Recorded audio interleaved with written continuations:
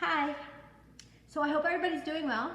I got a few questions and they were exactly the same. Can I try to make a bread class from beginning to end? Maybe. So let's see. So I thought maybe I would try something different because I get bored a little bit from the ingredients. So I dumped all those ingredients, 3 cups of flour, about a half a tablespoon of salt, maybe it's a 1/4 tablespoon, it doesn't matter. The salt makes the yeast rise. And now, remember I left a whole sealed, what is this one? Quick rise yeast. So one of my questions that I got was, can I use dry yeast, active dry yeast? Sure, it just takes longer to rise. So you can make it at night and then the next day it should be perfect. So we're gonna open this, or I will, and then I'm gonna dump it into the rest of the ingredients, which I could tell you what that is again, but I don't wanna bore you. And I just stir it up, get all that salt and flour and rabbit yeast all together. Now what am I gonna do? Well, you know how when you go to Costco and you buy all those cubes of little squares of cheese? Well, I never use them up because a lot of cheese, and I don't care how many people I have over. It's kind of hard to get rid of that cheese. So what I'm gonna do is, or what I did, is I cut up all the cheese squares as much as I can because it's gonna melt anyway, and I thought I'll make 3 cheese bread. I think it's a good idea. So we're gonna just pour that into this little container of ingredients and I'll mush it around, swoosh it around. I don't know, whatever you do want to do. Oh no, I'm not prepared again. Don't go anywhere.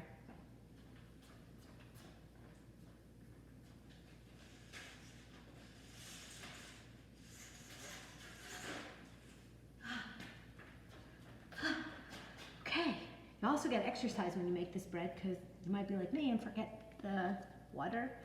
So this water was in my lunch room, so it's definitely room temperature.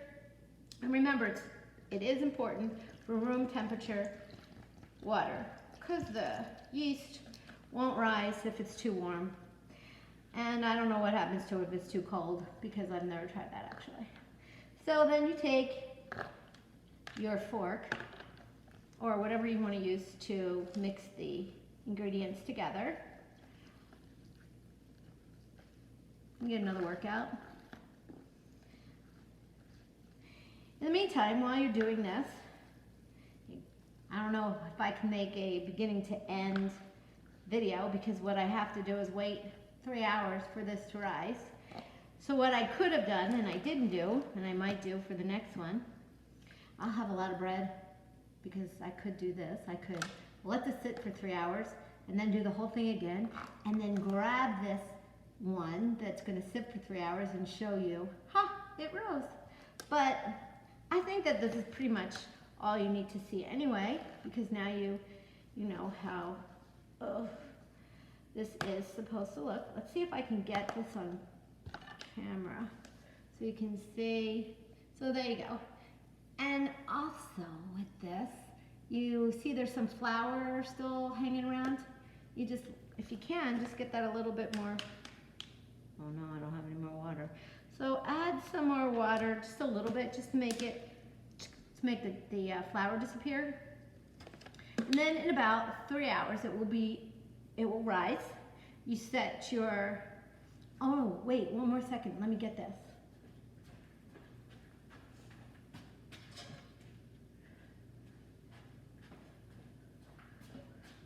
Pot in the oven at 450 degrees.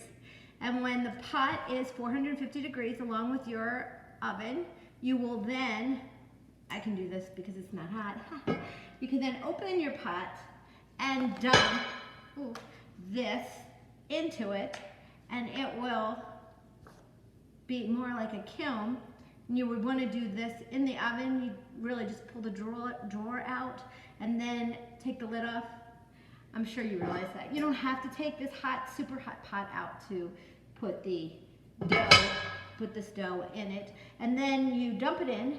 And what I like to do is flatten it a little bit and then add some cheese. Most likely I like to add the Parmesan cheese on top because it makes it look better and smell better and of course taste better. Anyway, I will show you the end result probably late tonight and hopefully I don't eat it all. Okay. Anyway, and then it cooks for an hour in this pot with no grease. Just dump it in, just heat it up the way it is. And then you let it sit in that pot after the pot is 450 degrees hot, very hot, and then you use the kiln-like pot that's been sitting in the oven to bake your bread. You don't have to touch it. That's the great part of this because I never get anything on my hands. And it's done, and it's everybody loves the bread, and you're gonna really enjoy it and give it a shot.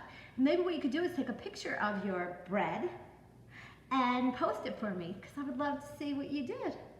Okay, I'm gonna go, because you know me, I talk. Bye for now.